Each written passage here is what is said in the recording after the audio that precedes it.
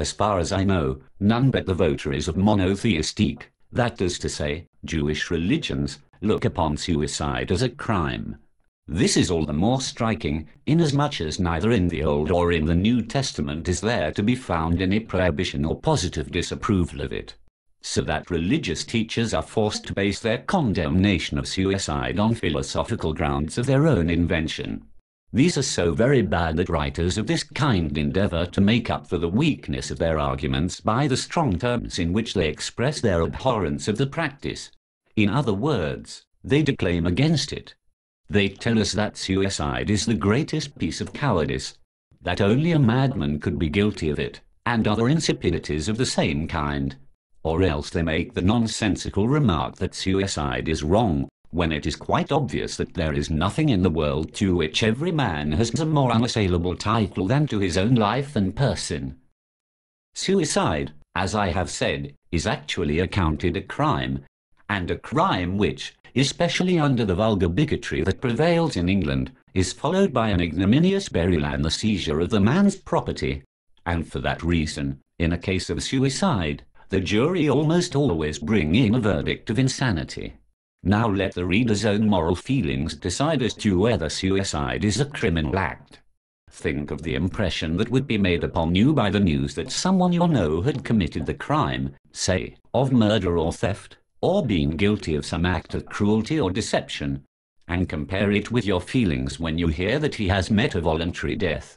While in the one case a lively sense of indignation and extreme resentment will be aroused, and you will call loudly for punishment or revenge, in the other you will be moved to grief and sympathy, and mingled with your thoughts will be admiration for his courage, rather than the moral disapproval which follows upon a wicked action. Who has not had acquaintances, friends, relations, who of their own free will have left this world? And are these to be thought of with horror as criminals? Most emphatically no. I am rather of the opinion that the clergy should be challenged to explain what right they have to go into the pulpit, or take up their pens, and stamp as a crime an action which many men whom we hold in affection and honor have committed, and to refuse an honorable burial to those who relinquish this world voluntarily. They have no biblical authority to boast of as justifying the condemnation of suicide. Nay, not even any philosophical arguments that will hold water. And it must be understood that it is arguments we want, and that we will not be put off with mere phrases or words of abuse. If the criminal law forbids suicide, that is not an argument valid in the Church. And besides, the prohibition is ridiculous. For what penalty can frighten a man who is not afraid of death itself? If the law punishes people for trying to commit suicide, it is punishing the want of skill that makes the attempt a failure. The ancients, moreover, were very far from regarding the matter in that light. Pliny says, "Life is not so desirable a thing as to be protracted at any cost.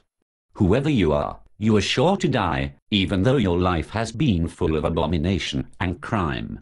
The chief of all remedies for a troubled mind is the feeling that among the blessings which nature gives to man there is none greater than an opportune death. And the best of it is that every one of us can avail himself of it. And elsewhere the same writer declares, "Not even to God are all things possible, for he could not compass his own death, if he willed to die, and yet in all the miseries of our earthly life this is the best of his gifts to man." Nay, in Massilia and on the Isle of Ceos, the man who could give valid reasons for relinquishing his life was handed the cup of hemlock by the magistrate, and that, too, in public. And in ancient times how many heroes and wise men died a voluntary death? Aristotle, it is true, declared suicide to be an offence against the state, but in Stabius's exposition of the peripatetic philosophy there is the following remark: "The good man should flee life when his misfortunes become too great, the bad man, also, when he is too prosperous. And similarly, so he will marry and beget children and take part in the affairs of the state, and, generally, practice virtue and continue to live. And then, again, if need be, and at any time necessity compels him, he will depart to his place of refuge in the tomb." And we find that the Stoics actually praised suicide as a noble and heroic action, as hundreds of passages show. above all in the works of Seneca, who expresses the strongest approval of it. As is well known, the Hindus look upon suicide as a religious act, especially when it takes the form of self-immolation by widows, but also when it consists in casting oneself under the wheels of the chariot of the god of Juggernaut, or being eaten by crocodiles in the Ganges, or being drowned in the holy tanks in the temples, and so on. The same thing occurs on the stage, that mirror of life. For example, in L'Orphelin de la Chine 6, a celebrated Chinese play, almost all the characters end by suicide, without the slightest hint anywhere, or any impression being produced on the spectator, that they are committing a crime. And in our own theatre it is much the same. Palmer, for example, in Mohammed, or Mortimer and Maria Stuart, Othello, Countess Terzky. Is Hamlet's monologue the meditation of a criminal? He merely declares that if we had any certainty of being annihilated by it, death would be infinitely preferable to the world as it is. But there lies the rub.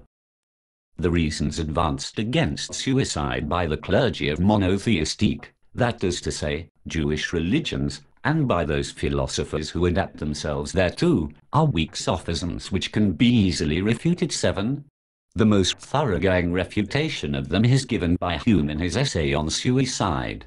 This did not appear until after his death, when it was immediately suppressed, owing to the scandalous bigotry and outrageous ecclesiastical tyranny that prevailed in England, and hence only a few copies of it were sold under cover of secrecy and at high price.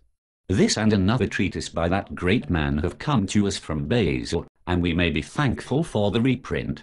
It is a great disgrace to the English nation that a purely philosophical treatise, which, proceeding from one of the first thinkers and writers in England, aimed at refuting the current arguments against suicide by the light of cold reason, should be forced to sneak about in that country as though it were some rascally production, until at last it found refuge on the continent.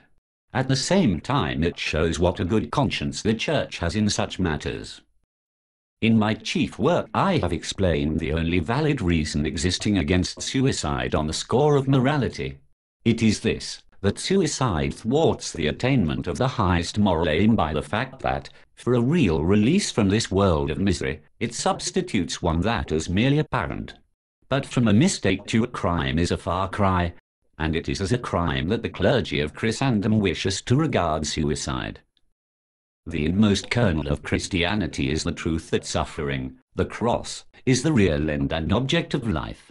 Hence Christianity condemns suicide as thwarting this end, whilst the ancient world, taking a lower point of view, held it in approval, nay, in honour. But if that is to be accounted a valid reason against suicide, it invokes the recognition of asceticism. That is to say, it is valid only from a much higher ethical standpoint than has ever been adopted by moral philosophers in Europe. If we abandon that high standpoint, there is no tenable reason left, on the score of morality, for condemning suicide. The extraordinary energy and zeal with which the clergy of monotheistic religions attack suicide is not supported either by any passages in the Bible or by any considerations of weight, so that it looks as though they must have some secret reason for their contention. May it not be this, that the voluntary surrender of life is a bad compliment for him who said that all things were very good? If this is so, it offers another instance of the crass optimism of these religions, denouncing suicide to escape being denounced by it. It will generally be found that, as soon as the terrors of life reach the point at which they outweigh the terrors of death, a man will put an end to his own life. But the terrors of death offer considerable resistance.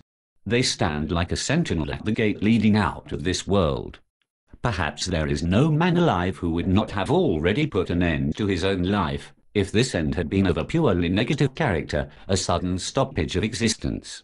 There is something positive about it. It is the destruction of the body, and a man shrinks from that, because his body is the manifestation of the will to live.